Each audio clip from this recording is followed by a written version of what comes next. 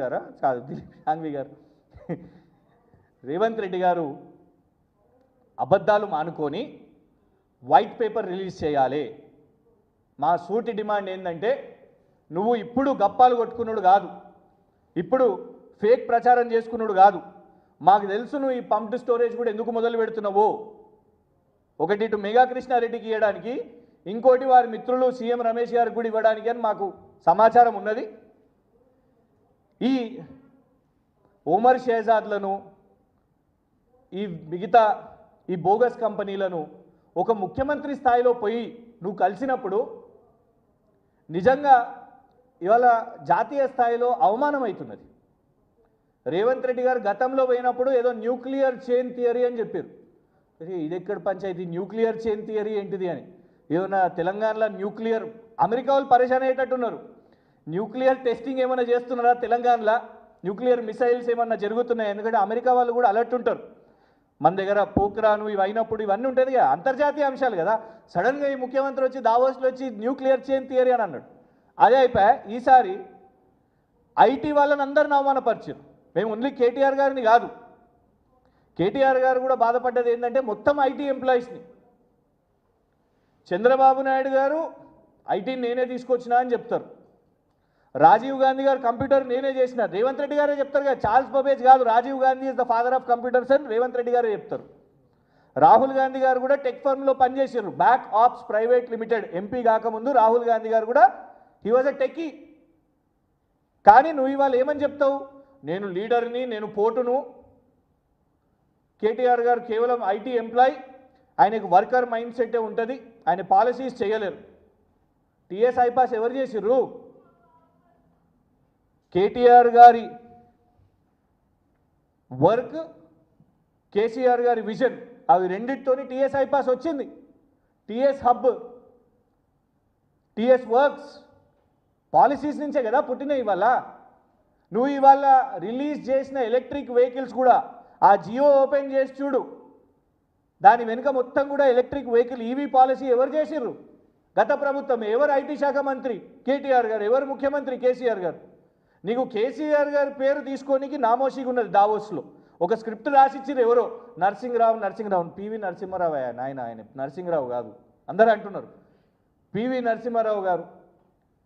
PV Narasimha Rao గారి పేరు PV Narasimharao అంటావు, చంద్రబాబు నాయుడు, వైఎస్ రాజశేఖర రెడ్డి. ఒక్కసారి కూడా నీకు కేసీఆర్ గారి పేరు తీసుకోనికి నామోషిగా ఉన్నది. నీకు భయపడుతున్నావు ఆయన పేరు తీసుకోనికి కూడా.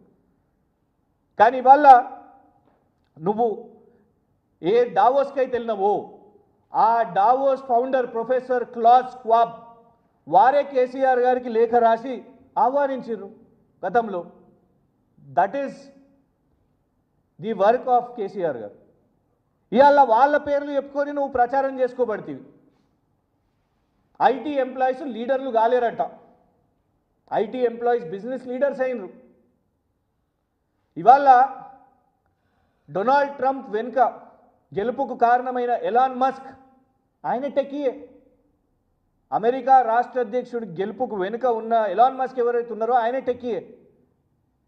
ఎంతోమంది ఐటీ వాళ్ళు పనిచేస్తుంటే ఇవాళ మనకు పెట్టుబడులు వస్తున్నాయి. నువ్వు చిన్నగా నామోషిగా ఐటీ వాళ్ళని తీసి పడేసినట్టు ఏదైతే అన్నావో అది తప్పు. రాజకీయంగా ఒక గ్లోబల్ ప్లాట్ఫామ్లో వెళ్ళి వాళ్ళను వర్కర్స్గా అని చెప్పడం, they are leaders, they are business leaders.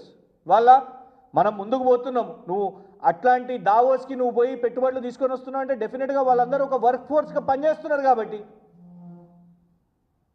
అది ఒక్కటే కాకుండా ఇవాళ వారి అహంకారం ఏంటంటే ఒక గ్లోబల్ ప్లాట్ఫామ్లో కూడా రాజకీయాలు కేటీఆర్ గారిని అనాలి, కేటీఆర్ గారిని చిన్న చూపు చేసి ఆ సాడిస్టిక్ ఈగో ఒకటి రేవంత్ రెడ్డి గారికి నిజంగా చూపెట్టాలంటే నువ్వు కేటీఆర్ గారి లాగా నిజంగా ఆ ప్లాట్ఫామ్స్లో మాట్లాడు, సంతోషపడతాం. ఈ న్యూక్లియర్ చైన్ థియరీలు, ఈ రకరకాల కామెడీలు కాకుండా, ఇట్లాంటి ఫేక్ ఫోటోలు ఫేక్ ప్రచారాలు చేసుకున్నాడు కాకుండా ఒరిజినల్గా ఒక యాపిల్ సీఈఓని కలిసినప్పుడు ఆయనకి పాపం సత్యా నాడెల్లా ఏ సంస్థనో ఆయనకు తెలియదు. మైక్రోసాఫ్టా, ఇన్ఫోసిసా, గూగులా, విప్రో అని కన్ఫ్యూజ్ అవుతూ ఉంటాడు. పేర్లు రకరకాల పేర్లు చెప్తూ ఉంటాడు. ఇవాళ రేవంత్ రెడ్డి గారే గతంలో పెట్టుబడులు అవసరం లేదు, వీళ్ళందరూ ఇదంతా కూడా ఉత్తిదే అని చెప్పింది అందరం కూడా చూసినాం.